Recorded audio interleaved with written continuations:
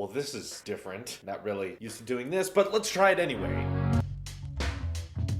I wanted to talk about a game that I've really enjoyed playing recently. Why? Because I do not play video games very often on anything. And to find one that I actually enjoy playing, and that's not one I'm just live streaming for the gaming channel, you've already figured that out by the title. It's Alto's Odyssey, which is a long-awaited sequel to a game that I used to play back in college called Alto's Adventure, which is a very basic premise. You're this character named Alto, you're skiing down a hill, the llamas, the alpacas, they went loose, now you're trying to catch them. The sequel does everything I think a sequel should do for a game or movie or anything. Expand on what was previously established and make it more interesting, and that's what Alto's Odyssey does very well. The basic premise of this Alto game style, which is not an original one, we've seen characters running down mountains or running away from hurricanes before. That's not a new premise, but they're able to make it interesting, and that's what I really like about Odyssey. See, back with Alto's Adventure, we had people jumping on rails, we had doing backflips or double backflips occasionally, and then a wingsuit. A couple of basic premises that make for a game that is redundant and you can kind of turn your brain off, which means that you can play that game while watching a TV show or while listening to a podcast and you can still focus on that. It's a good multitasker game. But with Odyssey, they add a few more options. Now there's something called wall riding, which is where if you buy a specific sandboard, you're able to now jump off of walls. If you hit them at just the right part, they give you a little bit of a boost as well. You still have different characters that you can unlock and different tiers that you can upgrade over time, but they also expanded on this by trying to make that background of that game as interesting as possible, setting that atmosphere. So for one, the music, both for Alto's Adventure and now Alto's Odyssey, is really, really good. It makes for terrific background music, especially if you decide to go into Zen mode, which is where there's no score, there's no rocks to run into. You can just play for as long as you want and listen to music. Headphones are recommended. But now with Alto's Odyssey, we have different terrains. Before, you just had a snowy mountain. Now there's the dunes. Now there's the temples. Now there's more and more different terrains you can go through, and constantly the time is changing. The sun is going up, the sun is coming down. You're riding at night, maybe it's raining, maybe it's not raining. The game is constantly adapting. One thing I really like about it is that it, for one, is optimized for the iPhone 10. It runs great on here. I know it does this for the 10 and 8. I'm not really sure about the 7 Plus, but with Alto's Odyssey, when you hit the ground in a certain way, or you break through a rock, or you trip and fall, or you jump on a hot air balloon or something, you get little bits of Haptic feedback, which I really wish more games would take advantage of. The Haptic engines in iPhones feel amazing, and when they implement that into gameplay, it's very immersive. And of course, you don't get that brought over with the iPad, but what is brought over is actually the iPad's ProMotion display. So when people talk about the Razer phone having a 120 Hz display, because that's what gamers care about, iPad Pro also has that display, and Alto's Odyssey runs at that frame rate on here, as far as I know. Maybe it doesn't, and I just can't tell. Either way, it looks really great and optimized on my 10.5-inch iPad, so no matter what device I'm using, I always like to hop over to that and start using it. And despite it being a very basic premise, you know, there's no end to the mountain. You can just go down forever. You can go on this Odyssey for as long as you want. They still provide challenges between each level that get increasingly a bit more difficult, whether it be jumping into a tornado, which now shoots you up in the sky, and then bouncing off a hot air balloon, or picking up a certain flower that allows you to blast through certain rocks a certain amount of times within a single run, doing a certain number of backflips within a certain distance. These levels unlock new characters that you can play as, but the thing I've discovered, those new characters you can play as are usually way better than Alto. So while it is called Alto's Odyssey, you probably never actually want to play with him because the characters you unlock are a lot faster. They can backflip a lot quicker. I have not updated every character yet. I still have 2 characters left to update, but the different levels and the different challenges they encourage you to beat are pretty challenging, and sometimes it can take me all day to just get through one level, depending on how good I am at that or how focused I am on that game. But regardless, it complements the Apple iOS game library very, very well. It runs on here excellently. I like to keep my notch on the right side because this is usually where I'm tapping the display. That's the other thing I like about this game. By the way, it works on Apple TV as well, is that the controls are so basic. You literally just tap the display and your character jumps, or he does your backflip if you hold it. And then there's one extra button for the wingsuit activation. When you score enough trick points, it gets enabled, and then you can fly for a certain certain period of time. There's just so much simplicity, yet so many options within this game, and that's what I've really enjoyed about it. I used to play this in college all the time when I should have been studying, and now to see that it finally came out, and this was actually the first app that I pre-ordered on the App Store, which is now an option. Alto's Adventure, back when that came out, was $3, and what I like about it is that it's an iOS app that does not have ads. I think there's an Android version with ads, which I hate, but it just lets you get immersed in that game and you don't have to worry about hitting the X every time you die. Alto's Odyssey is $5, which is a little bit more, but I knew I would get so much more out of it. The time changes, the new controls, the new gameplay features. It's just been a pleasure to use, and I have a gaming channel. Not much happens over here, but I thought I would let you guys know that I like it. And I think if you're looking for new games on your 10 or iPad, this is one I definitely recommend because I don't play very much on the App Store. So I don't know if I should tell you that this is going to be a regular thing, that we're going to be reviewing iOS apps or other games on here often, but this is just one that I've really been enjoying, and I hope you can enjoy it as well. This has been a review of Alto's Odyssey, and I hope you have an excellent day. Take care.